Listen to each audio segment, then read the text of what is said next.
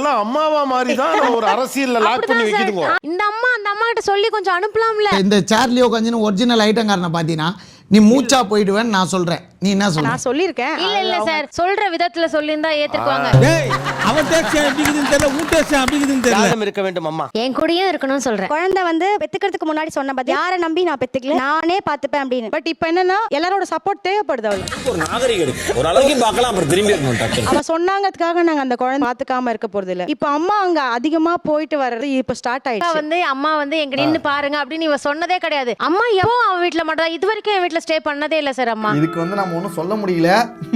ஏதோ ப்ரொஃபசர் மாதிரி அப்படியே பயங்கரமா பேசுனீங்க, கடைசியில பார்த்தா ஒரு உடவே நாள் கூட ஸ்டே மாட்டேங்கிறீங்க. பண்ணது இல்ல சார் அம்மா என்கிட்ட. இப்ப பாப்பாவை பாத்துக்கணும்னாலும் நான் பாப்பாவை தூக்கிட்டு அவ வீட்டுக்கு போகணும். ஓ, இதுதான் அந்த பாத்துக்கிறதா? என்ன குறுகுறுன்னு பாக்குறீங்க? அதாவது நம்ம வீட்ல பாத்துக்கும் போது கரெக்டா குக் பண்ணி அந்த குழந்தைக்கு என்ன இது கொடுத்தா சார் எங்க வீட்லயும் கிச்சன் இருக்கு சார். மூடிக்கிட்டு இருக்கான். அது கை குழந்தை, அவங்கள பாத்துக்கிறேன்னா உங்க அம்மா அவங்க அனுப்பி வைக்கல, உங்களுக்கு என்ன பிரச்சனை? அவங்களுக்கு என்னமோ அங்க இருக்க ஃப்ரீயா இல்ல, அவங்க சொல்றது தான் எனக்கு தெரியும். அம்மாவே சொல்லுவாங்க, அக்கா வந்து உன்னை அம்மா மாதிரி பாத்துக்குவா அப்படின்னு சொல்லுவாங்க. அந்த கோயா கொண்டு கொடுத்து அனுப்பு. இதெல்லாம் உங்களுக்கு தெரியாததா இல்ல நீங்க கண்டுக்காம இருக்கீங்களா? அம்மாவோட ஒப்பீனியனை மறுக்க மாட்டாங்க, ஆனா அந்த ஒப்பீனியன் இவங்களுக்கு ஏத்த மாதிரி ஆக்கி. தேவையில்லாம என்ன பேசுவீங்களாடா?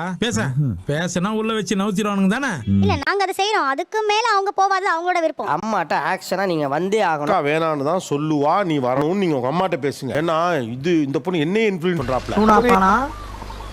சுப்ரீம் கோர்ட்டே வந்தாலும் உன்னை ஒண்ணும் பண்ண முடியாதுடா. இதை இப்படியே மெயின்டைன் பண்ணு.